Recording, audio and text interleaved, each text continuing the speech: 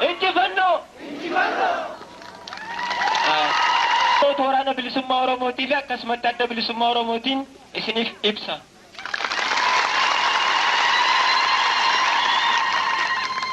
Sababa guyyaa eebbisaa keenya kanaa godhachuudhaan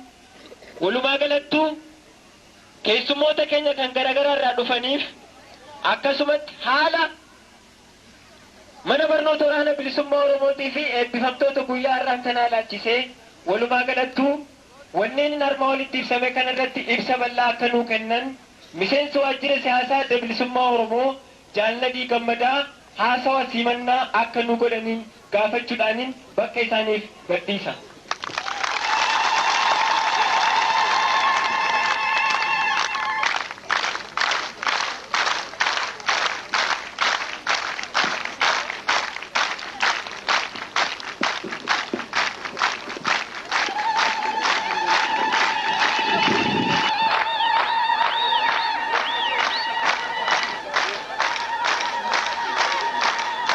Oromoo miseensota koree gidduu adda bilisummaa Oromoo akkasumas hoogganamtoota waliigalattis miseensota adda bilisummaa Oromoo ummata bal'aa Oromoo fi keessummoota keenya kabajamoo har'a sirna kanarratti nu wajjin argamtan dursee sirna eebbisaa qaadhimamtoota miseensota adda bilisummaa Oromoo fi dabballoota adda bilisummaa Oromoo irratti yaamicha keenya kabajanii fi sirna keenya irratti argamuuf egaa qooda fudhatuu keessaniin gammachuun itti dhaga'ameen isin ibsuu barbaada.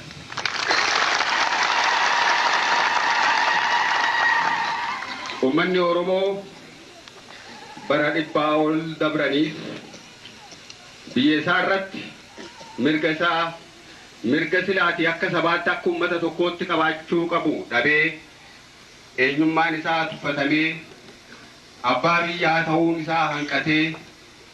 wanneen inni silaatii ittiin beekamu hundinuu awwaalamanii erga turee ammaan kana qabsoo bara dheeraa booda sadarkaa kanarra gahee har'a kallacha isaa adda bilisummaa Oromootiin durfamuudhaan humna qabsoo uummata Oromoo ijaarameen humna mirga Oromoo kabachiisuudhaaf qophaa'een kabajaan biyya isaa irratti qabaachuu qabu deeffachuudhaaf yoo mirgallee qophaa'ee yeroo itti argamu.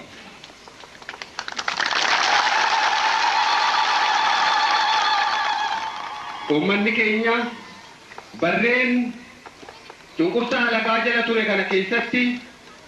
mirga isaan malu argachuudhaaf fi deeffachuudhaaf yeroo qabsoo ittiin godhin yeroo inni itti bugee fi dagate hin turre. Haa ta'uti sababaalee garaagaraa kan uumamaa turanii hanga ammaa biyya baasaa irratti sadarkaa lammaffaatti lakkaawamee jiraachuun isaa eenyullee haaluu kan hin dandeenye. Haala kana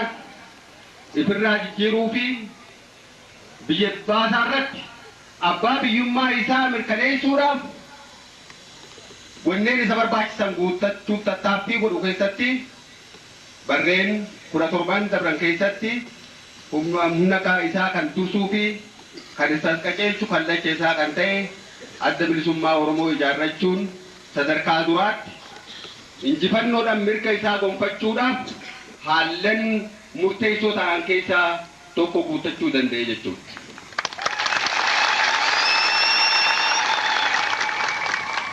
Dabrees dhaaba polotikaa kan horate kana akka akeekni isaa fiixa bahu gochuudhaaf haallan barbaachisan hundaa'u guutee argamuu fi qophaawaa ta'uudhaaf karaa hidhannootiinis taanaan humni keenya jechuun addi bilisummaa Oromoo kan kallacha ta'ee nu dursu humna waraana bilisummaa Oromoodhaa ijaaree yeroo haalli gaafatetti qabsoo hidhannoodhaa if qusannoo malee haallan hangam jajjabaatan yoo uumamanis danda'achuudhaan tarkaanfiilee hin tuffatamne fudhachuun uummanni Oromoo yeroo duraatiif erga gabrummaa jalatti kufe booda har'a ifaa sadarkaa tokkootis ta'u akka arguu fi mirga abdachiisaa akka gonfatu gochuun danda'amee jira jechuudha.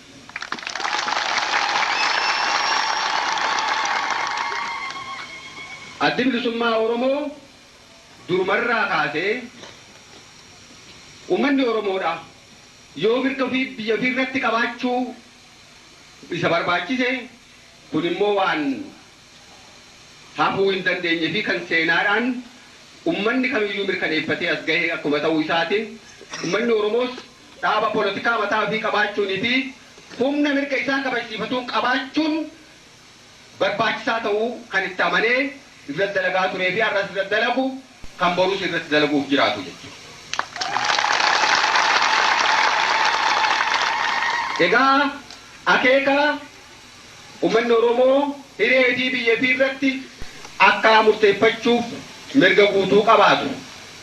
gochuudhaaf saganteeffatame bakkaan gahuudhaaf humna kanaaf barbaachisu yeroo yerootti akkuma haalaatti qopheeffatamaa akkuma as gahametti har'a akkuma isinuu uummanni keenyaa fi kabajamtoonni keessummoota keenyaa argitanitti humni waraanaa bilisummaa Oromoo cimsuudhaan nagayummaa keessatti mirgi uummata keenyaa kabajaa akka qabaatu gochuudhaaf haalli immoo boora'u yookaan barbaachisaa yeroo ta'utti mirga uummata Oromoo kabajsiisuudhaaf irree uummata Oromoo cimsuuf humna uummata bal'aa keenya keessaa qabsoo isaatiif adda bilisummaa Oromoo jalatti hiriire ijaaruudhaan leenjisuudhaan karaa poolitikaa fi qalamaatiinis barsiisuudhaan qopheessee asiin gahee jira jechuudha. Yeroo leenjisaa kan dabre kana keessatti humni keenya kun osoo rakkinoota garagaraa kan qilleensaa kan jireenyaa osooniif isa hin eeggatinii fi itti rakkatin qabsoo keenya kan qalamaa kan keessattuu kan afaan Oromoo barreessuudhaan barachuudhaan akkasumas immoo barnoota karaa poolitikaa yookaan karaa siyaasaa jala bu'ee fudhachuudhaan haala boonsisaa fi haala gammachiisaadhaan barnoota isaa xumuratee jira jechuudha. Karaa kaaniin uummanni bal'aan keenya kan kanuu jiruu fi kan fagoo jiru sagantaa naannawa kanatti jalqabame kana akkuma karaalee biraatti deeggarsa irraa eegamu hundaa'uu gochaa turee fi humni qabsoos akkasuma immoo wanneen qabsoo kanaaf barbaachisu guutuunis uummata keenyarraa kan eegamu ta'uu isaa beekuudhaan waan eegamaa ture olitti dhugumatti haala boonsisuu fi jajjabeessaa fi mirqaansaa ta'een gargaarsa guddaa laachuudhaan sagantaan kun rakkinni tokko osoo mudatin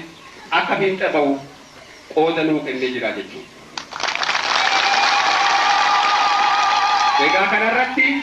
duratti addi bilisummaa Oromoodha. Humni isaa, qabeenyi isaa, wanneen barbaachisan hundinuu kan uummata Oromoo kan biyya Oromoo irraa argamu jechuudhaan kan amanuu fi kanarratti hundaa'uudhaan kan dalagu akkuma ta'uu isaatiin har'a immoo haala manni keenya agarsiise kana hedduu kan itti gammannee fi abdiin uummata keenya irratti qabnu yoomirrallee daran akka cimu kan nu godhee jechuudha. Eenyullee maqaa ofii biyya ofii irratti dhabuun hafnaan gaafatamuu hin jaalatu. Eenyullee seenaa ofii dhabuu hin fedhu. Eenyus aadaa isaa dhabuu hin jaalatu. Sabni kamuu yookaan mataan nama tokkootu kan afaan ifiitiin dubbachuu dhoorgamu yookaan afaan isaa jalaa gadi qabamuu fi akka hojiirra oolle taasifamu kan fedhuutti hin fakkaatu. Uummanni Oromoos taanaan biyya isaa Oromiyaa irratti kanaan dura akkuma waliin quba qabnu wanneen yookaan mirgoota uummanni tokko bakka jireenyaa biyya isaa irratti hafnaan addunyaa kana keessatti qabaachuu qaban hundaa'uu dhabee asabuun isaan jaalatamaa jechuudha. Wanti uummanni keenya kallachi uummata keenyaatti bilisummaa Oromootis dadhabate cunqurfama. Gabrummaa biyya keenya irratti mirgi keenya mulqamee sadarkaa lammaffaatti jiraachuu. Namni biraa akkaataa nuti jiraannu nu murteessu. Kana didaa turre har'as ni mormanna borus mormachuuf qophii.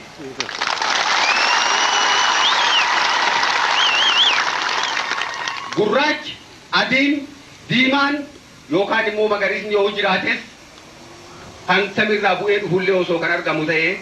eenyu jalatti biyya keenya irratti kana seera kanaan bulii heera kanaan bulii akka dabbuun nuun jedhu akka jiraachuu hin feenu jechuudha.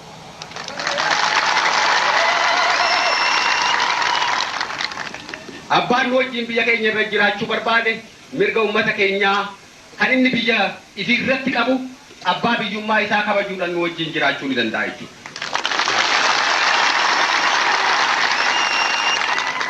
Oromiyaa irratti yoomillee taanaan murteessan uummata Oromoo qofaa jennee amanna.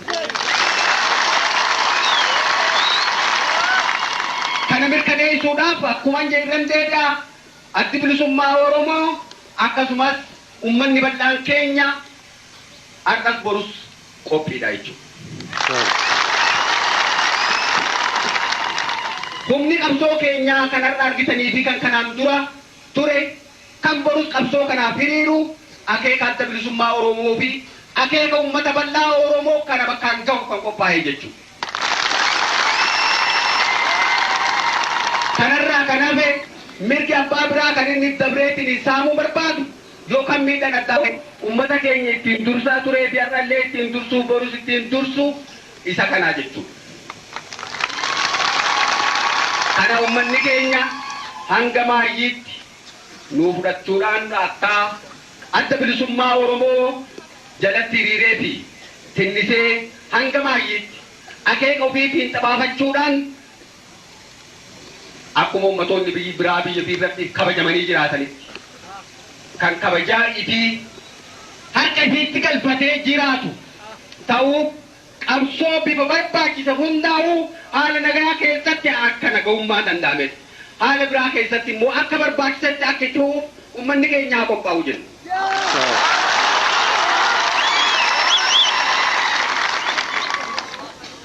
Egaa leenjifamtoonni keenya kanarraa hamilee mirga uummata Oromoo bilisummaa Oromoo guutuu argamsiisuuf kabajsiisuutiin kan qophaa'an kan mirga uummata biraa kabajan kanneen naamusaan ciman kan uummata keenya fi uummata cunqurfamaa biraas rakkina keessaa bahuudhaaf qophaa'oodha ta'uu isin ibsaa asitti argamtanii gaasirna keenya kan humna kanaa eebbisuudha irraa qooda fudhachuu keessan isinis baga gammaddan jechaa nus gammachuu qabnu isiniif ibsaa kanuma inaatu akeetu muradhaa injifannoo uummata Oromoo.